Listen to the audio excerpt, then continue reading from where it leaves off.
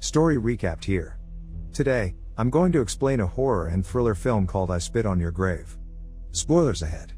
Watch out and take care. Jennifer Hills, a novelist from New York City, travels to Louisiana to write her second novel. Along the way, she stops at a shop to get the keys to the cabin she'll stay at. At the shop, a man named Earl hands her the keys before instructing her how to get there. According to Jennifer, the purpose of her trip is for some peace while she writes. On the way there, Jennifer gets confused about the roads, so she pulls up at a gas station for some help. There, she meets Johnny, one of the attendants, who points which direction she should go. Johnny attempts to make a move on Jennifer, but she scares him after accidentally pressing her panic button. He spills a bucket of fluid, causing Andy and Stanley, his friends, to laugh at him. As Jennifer drives off, Johnny's embarrassment is evident. After the long stretch of road, Jennifer finally arrives at the cabin, which will be her home for the months to come. She immediately unpacks her belongings, ready to embark on a change of environment. The following day, Jennifer relaxes by the lake after days of working on her novel. She hears suspicious noises but does not pay much mind to them. However, the noises reoccur and make her uneasy. Jennifer walks across the nearby shed to check, but she finds nothing but bottles of poison inside. She accidentally spills her drink onto her clothes and goes to the kitchen to wash off the stain. In there, an unknown person is secretly documenting her half-naked. The following day, she jogs through the woods and stumbles upon an abandoned cabin. Out of curiosity, Jennifer enters to check how it looks like inside. However, she does not find anything interesting and continues to go about her day. Back home, she discovers that her sink and toilet are clogged, urging her to call a plumber, Matthew. He suffers from a mental disability, hence his stuttering way of talking. After he fixes the problem in her bathroom, Jennifer gets giddy and gives Matthew an abrupt kiss. For a moment, the shy Matthew blushes and runs outside because of it. In the woods, Andy, Stanley, and Johnny hang out and kill birds for fun. The brutality is recorded by Stanley, who has a passion for documenting anything random. Not long after, Matthew arrives and tells the group how he received a kiss from Jennifer. Johnny does not believe him, but Stanley confirms that it is real before showing a video of her in underwear. At nightfall, Jennifer still hears the creepy noises around the house and becomes more bothered by them. She sees a lifeless bird just outside her door, but other than that, she finds nothing. Upon returning inside, she sees her laptop with the group photo of the guys she met days before. She looks at it in horror before realizing that they are inside.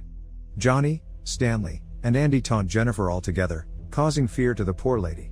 Stanley calls Matthew, and Johnny drags him inside so he could also participate in their scheme. As the leader, Johnny initiates the group into threatening and letting Jennifer drink. When she refuses, Johnny becomes more agitated, leaving her no choice but to abide by his orders. He then asks Jennifer to show him her teeth and pulls her closer. Johnny pulls out a gun and forces it on Jennifer's mouth in a sensual manner. Andy approaches her and does the same thing, but with liquor, while Johnny forces Matthew to watch. Jennifer finds the courage to hit Andy's knee before pepper spraying Stanley. It allows her to escape into the woods and run to safety. Jennifer bumps into Stork, the local sheriff, along with Earl. In tears, Jennifer informs the two men of the assault that she has experienced recently. Stork calms her down by showing his badge, informing her that she is now in safe hands. The sheriff tells Earl to go home as he will accompany Jennifer back to the cabin. Moments later, Stork drives with Jennifer back to the cabin to confront the group. He bravely calls them out while looking for them inside the cabin. Upon examining the scene, Stork finds the broken bottle of alcohol and a joint belonging to Jennifer. He begins to interrogate Jennifer despite her pleas for help as if she is not a victim.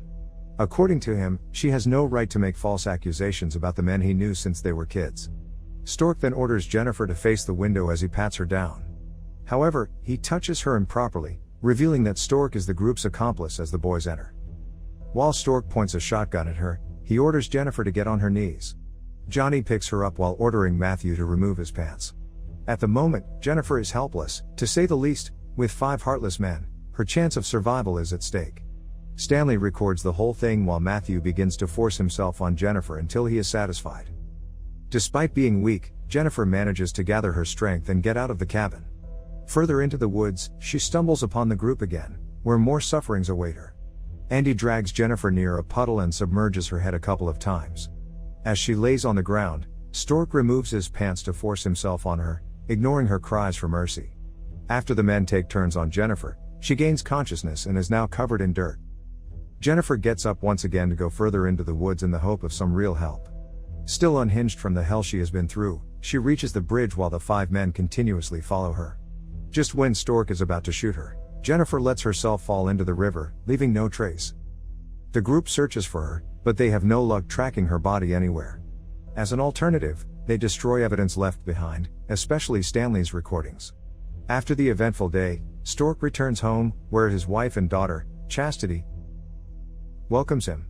As if nothing happened, he spends the night at home without any remorse for his actions.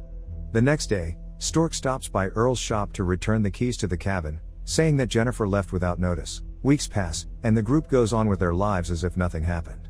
Apart from the rest, Matthew is the only one that feels remorse and spends most of his time in the woods. One day, he gets a vision of Jennifer staring at him in a ghostly way. Matthew covers his eyes out of fear and gets under the idea that Jennifer is haunting him. While Andy and Johnny are hanging out for some drinks, they see Stanley running toward them. With worry in his voice, he informs the voice that his camera has been stolen before revealing that he kept the controversial tape. Johnny gets in a fit of rage and starts beating Stanley up for putting them at risk.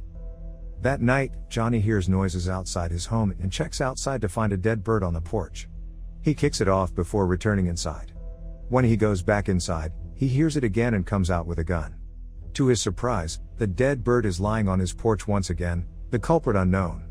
When Johnny hears it again, he rushes outside to see Jennifer's slipper on the porch and tries to chase the sound but to no avail. Meanwhile, Stork comes home to his wife, who informs him that a package has been delivered.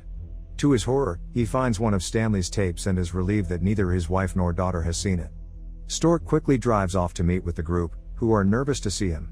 Immediately, Stork threatens Stanley, thinking that he is playing a prank on him. To defend his friend, Johnny shows the slipper, suspecting that Matthew is responsible for everything. On their hunting trip, Stork hands Earl a bottle of whiskey and shoots him.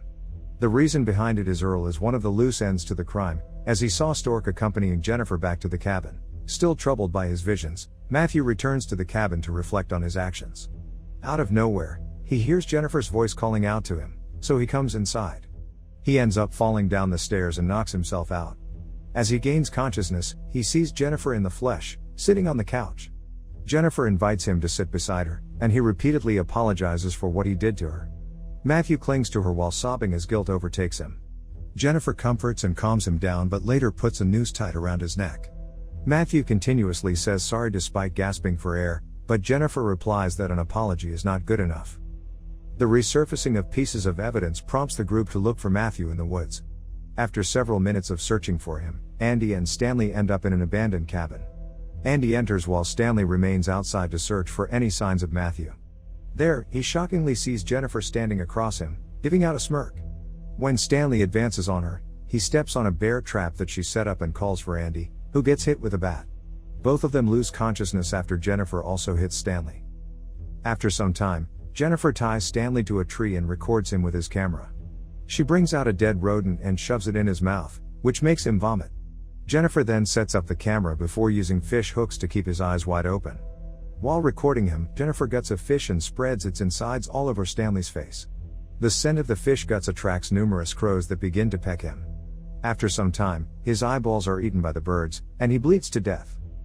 Meanwhile, Andy wakes up inside the rundown cabin, tied on a few boards over a bathtub. The water in the tub keeps rising just as Jennifer enters to check on him. Andy begs her to let him go, but she is sure about inflicting the same torture that she went through.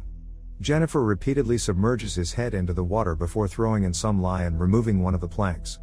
Andy is left with no choice but to hold himself up with all his strength to stay up, but his body eventually falls into the water. Because of this, Andy's face is eventually burned, causing death upon him.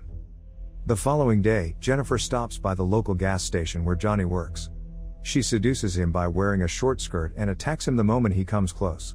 As part of her plan, she brings him back to the cabin to release her wrath upon him. When Johnny gains consciousness, he finds himself tied to the ceiling without any clothing. His torment begins when Jennifer pulls out his teeth one by one using pliers, making him realize his mistakes. Jennifer brings out a gun and forces it on Johnny's mouth, just like what he did to her.